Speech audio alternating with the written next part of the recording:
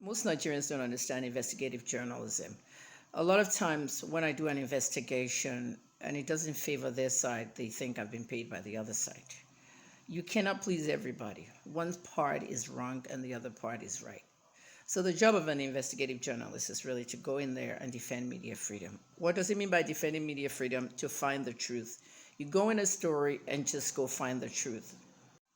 An example of finding the truth is, okay, the Shiites are marching in front of the National Assembly and they're approaching the National Assembly. They want to take over. They're coming in. So there's a shootout. Okay, the National Assembly police opens fire and 3 or 4 Shiites die.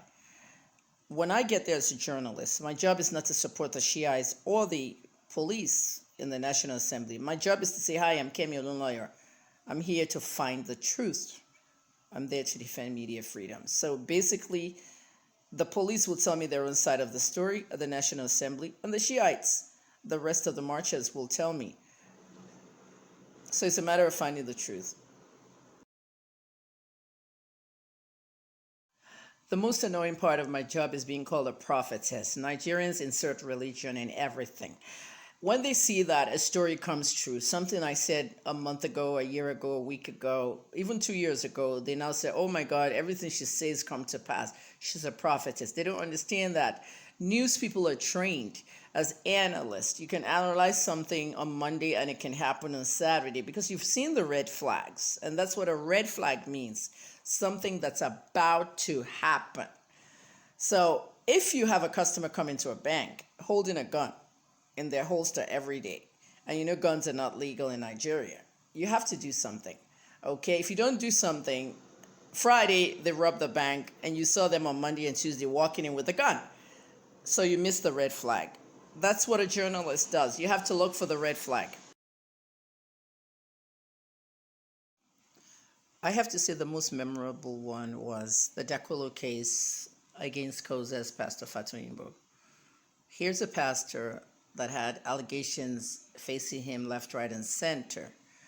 And Busola Dakulu's husband, Timi Dakulu, a prominent musician, had already started using innuendos on the pastor. A certain pastor in Abuja is raping the congregation. Innuendos is not what you use in this case. This is a pastor.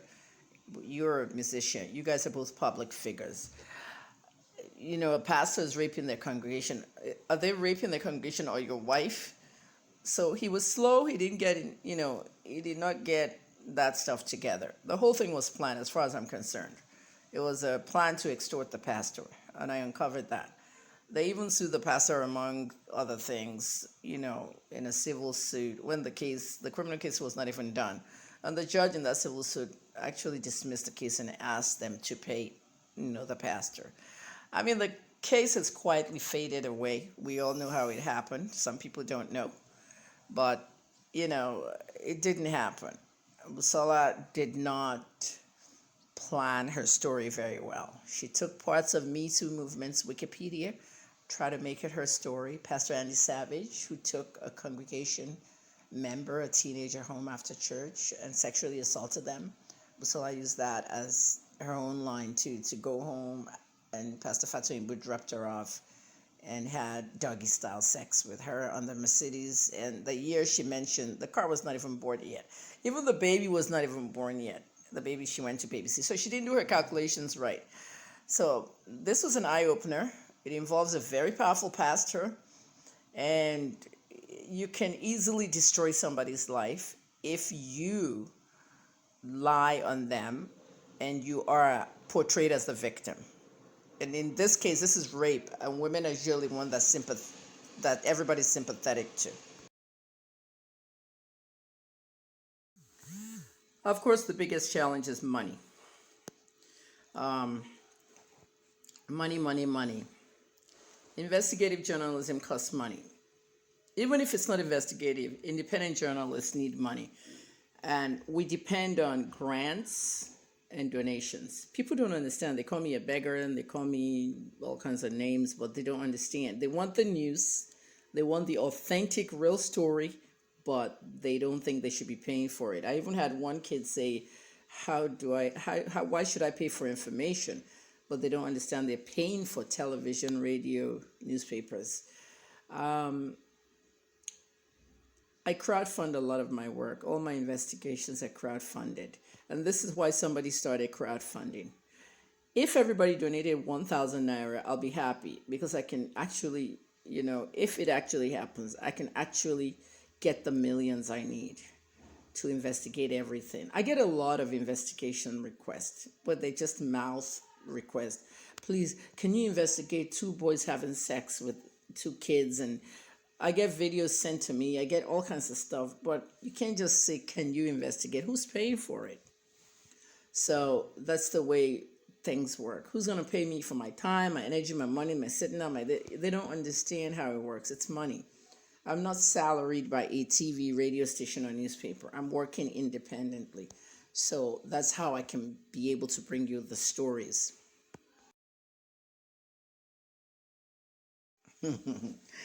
Investigative gist.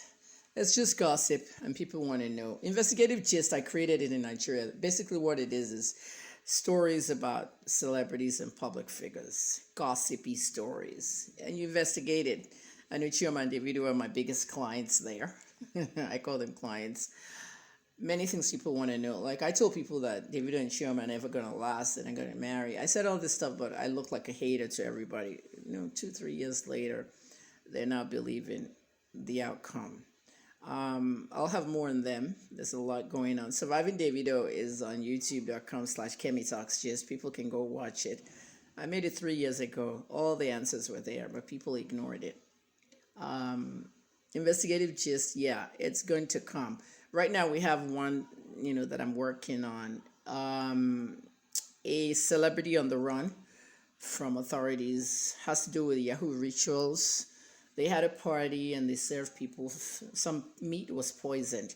So I'm investigating exactly what happened over there. Was it meat that was poisoned by the meat people, or was we have rumors of Fulani herdsmen and some of the meat is going to be poisoned in southwest Nigeria. We have all these forms of attacks that we hear about, but that's what I do. I have to investigate everything. Okay, so I'm asking everybody to donate anything they can. The minimum is 1,000 naira. I really appreciate it. People in Diaspora, the GoFundMe is going to be launched. We also have First Bank of Nigeria, 2007 477 948. 2007 477 948. First Bank of Nigeria. And then, of course, we have BTC. The Bitcoin, address is there, and also the barcode. You can scan that for crypto users, as well as PayPal, paypal.me/Olukemi Olunloyo. So please donate a minimum of 1,000 naira. I need money to work for the next year, and I need to do a lot of investigations. I really appreciate everybody. Basically, that's the only way I can get you the stories, and I can get your answers to many other things that the mainstream media does not investigate. You can never find the mainstream media investigating some of the stuff I do. Like the Fatoyinbo case, they couldn't report past the fact that Busola accused the pastor. And that's just about it. I got deep into it, interviewing a lot of people who went to the church, people who knew them, they have the money, but they don't have the time. There's so much libel and defamation. Look at the FFK case. I'm the only one that really got deep inside it. I had to crack into Fani Kayede's household and interview past, former, present employee and all that. So it's very important, that you get into this mode so you can find the truth. Fani Kayede's case now, what's it? It's not a political story. It's not a political story. It's not a celebrity story per se, but it's gossip, But it has to be reported. TV, radio, they can't do much with it. And Fani Kayede is also active in the political arena. So that's the part they're covering on him, not his personal life. Diban, Shaitan, Heritage Bank had to deal with Diban on his 40th birthday, and everything was suspended because of this alleged rape. Carefully planned, and I rooted out the truth and the lies, even getting threatened and stuff by the other side's lawyer. But I put them to their place. At the end of the day, look what happened. Dibanj He's back with the Cream platform and he's back with his life. It's just been a tragic time for people to start all this stuff.